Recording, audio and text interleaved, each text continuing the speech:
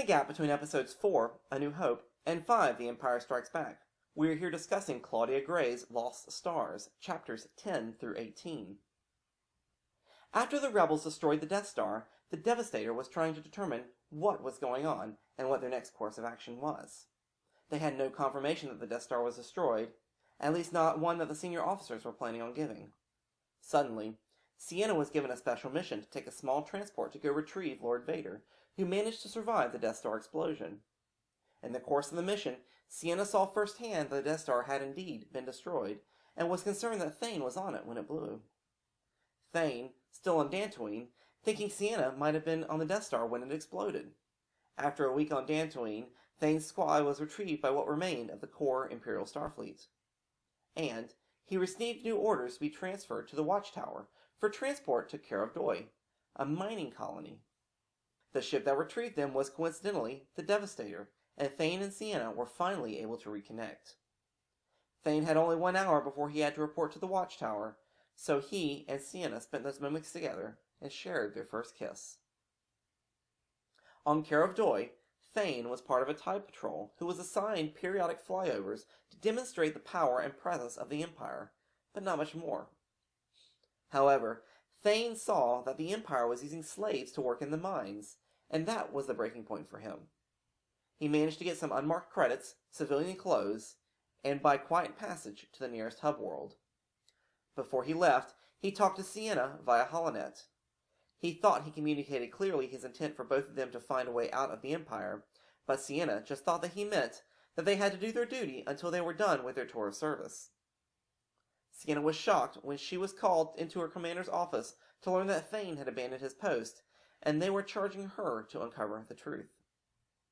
Sienna found Thane on Jalukan, where the Empire would never suspect he'd return to. It was then that the two discovered how far apart they actually were. Sienna's loyalty to an oath, a valid kindred belief, forced her to stay loyal to the Empire, while her loyalty to Thane tells her to do something else.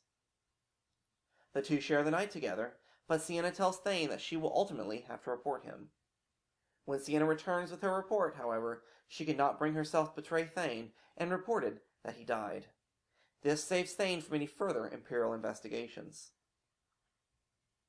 Thane has joined the crew of the cargo ship the Mighty Oak Apocalypse, MOA for short, as a navigator, working for the wiki captain Logara. On one of their humanitarian cargo runs to Ulaine, Thane runs into none other than Wedge Antilles, who manages to recruit Thane into service for the Rebel Alliance. 3 years after the Battle of Yavin, Sienna had been transferred to the Executor, apparently at Lord Vader's command. From this point forward, events of the narrative began to overlap with the story of Episode 5, The Empire Strikes Back. Thane had found himself with the Rebel Alliance on the ice planet Hoth. Thane is chatting with Dak Ralter, who is very excited to have been assigned as Luke Skywalker's gunner. General Riken has told the base that they need to evacuate within the week, as the Empire is coming for them. However, the alarms in the base start sounding. The Empire has arrived sooner than they expected. Thane was out there with the rest of the snowspeeders, fighting to slow the Empire's advances, while the base evacuated. Thane's piloting skills were aptly displayed, and he managed to cause quite a bit of damage.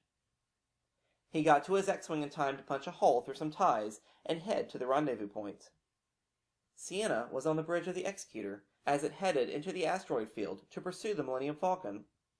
She was also there when it disappeared. Following her shift, Sienna decided to replay the footage from the Battle of Hoth and found out the shocking truth.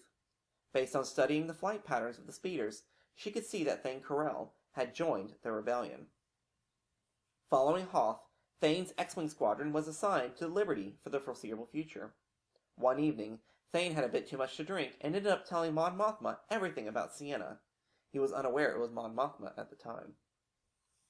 However, when Mon Mothma questioned his resolve the next day, he reiterated his dedication to the rebellion. Sienna found herself in Bespin, where the Executor was in orbit, waiting, while Lord Vader took care of the rebels. She and Nash Windrider were tasked with disabling the hyperdrive on the Millennium Falcon. She was not quite sure of the reason when they could simply capture the ship, but hers was not to question her orders.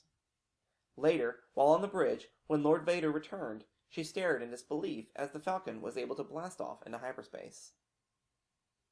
As Chapter 18 concluded, Sienna discovered that her mother was standing trial for some issues at the mine she worked for. It was tradition on Jalukan for families to stand together when they have been put on trial, and Sienna asked to use her accrued leave time to go understand what was going on. Thank you for watching. Please subscribe to keep up with all the insight and analysis found here at Star Wars: The Canon Explained. You can also follow us on Twitter or visit us on Facebook. Till next time, may the Force be with you.